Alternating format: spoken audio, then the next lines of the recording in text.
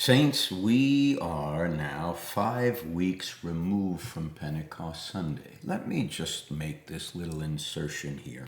I grew up as a kid exposed to all the great songs of the Great American Songbook. And one of them was Time Waits for No One, It Passes You By. I hated the song then. I hate it even more now. I don't like that the lectionary tells us how many weeks removed we are from a celebration that we had in the church. It's just me. Don't like it. Anyway, but the lectionary reading is continuing in this Pentecost season on the life and the testings of Abraham. And so here we come to the binding of Isaac in Genesis 22. And the thing that is so impactful to me is that Genesis 22 is one of those texts that reads you with the opening sentence because it begins with God tested Abraham. Not fun. The Hebrew word for the binding is what gives the story its ancient name, the Akedah, the binding. It's given him that name for 3,000 years, and it's held the faithful in a kind of holy tension we're not meant to resolve too quickly, because if there's a binding going on, there's a testing that has to take place. And so the first thing Abraham says when God calls him is Hineni. Here am I, or here I am. Same response of Isaiah in Isaiah chapter 6. In Hebrew, the word Hineni means far more than a report of Abraham's location. I'm right here. It's a language of total availability. It's the posture of someone who's placed themselves entirely at the disposal of God. Abraham speaks that word, Hineni, 3 times in the entire narrative. He speaks it to God at the beginning when God calls him, and then he speaks it to Isaac on the mountain path on the way up when Isaac says, Father, and he says, here I am, and then he says, well, we've got the wood and we've got the knife. Where's the sacrifice? He says, here I am. And that same surrendered presence that says yes to the command is the presence that's able to hear the word that will release him.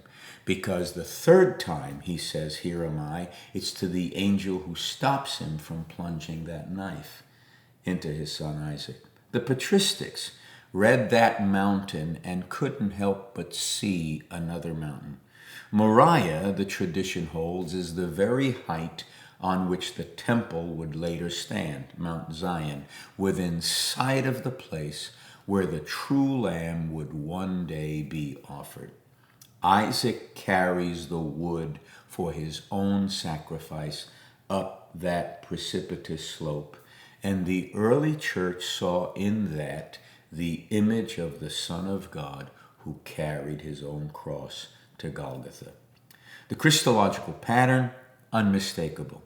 When Abraham tells his son that God would provide a lamb, he's speaking beyond the present moment because we know he provides a ram. But Abraham is uttering a prophetic promise that will reach across millennia and find its fulfillment in the one whom the Father did not spare. So if we can stay with that experience for a moment, because the phenomenology, the lived experience of that story is as important as the theology of it. There are 3 days of silence on the way to Moriah. Scripture gives us no record of what passed between Abraham and God on that road. The silence itself is the point.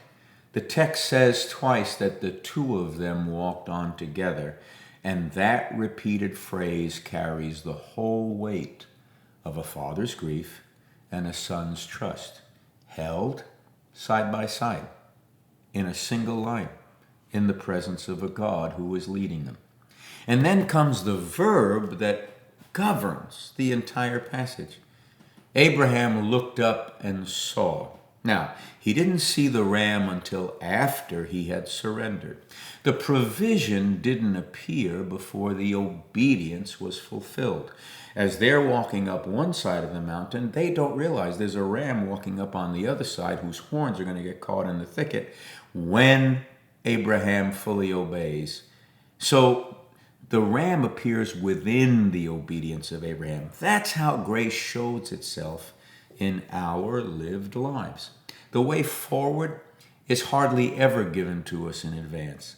It's disclosed in the act of implicit trust in the one who calls us from the future to the future.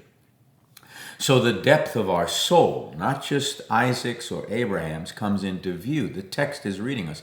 Isaac isn't merely a child. Isaac is the promise itself, the future upon which Abraham's entire identity has been staked. So to bind, Akedah, Isaac, is to loosen Abraham's grip on the very one he most loves, the thing his ego clutches as its guarantee of meaning.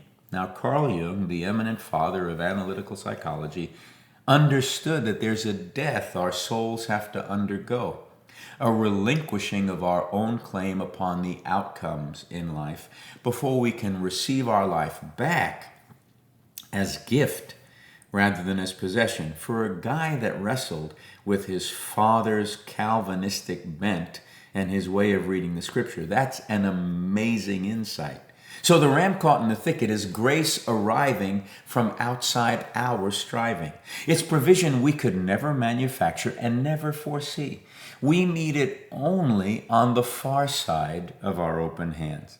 There's one more thing our souls have to learn, and it's a matter of discernment. The same narrative that records a voice commanding the sacrifice records a second voice forbidding it. Contradiction? No. Fulfillment. Mature faith is not the willingness to do anything in the name of God. It's the capacity to remain present long enough to hear the word that gives life rather than the word that destroys life. The greatness of Abraham is not only that he was willing to obey, it's that he was still listening when heaven spoke again. Abraham named that place Jehovah Jireh. The Lord will provide. And Scripture tells us that that saying endures to this day. We can testify. On the mount of the Lord it shall be provided, is what Jehovah Jireh means. It shall be seen. Provisio, to see ahead. We don't climb our own mountains in order to prove our devotion to a God who needs persuading. We climb because it's in the place of surrender and nowhere else that we finally see what was there all along. The provision waits for us in the very place we're most afraid to go. I pray that we all have the courage to say it, Hineni, and the stillness to hear what God says in return.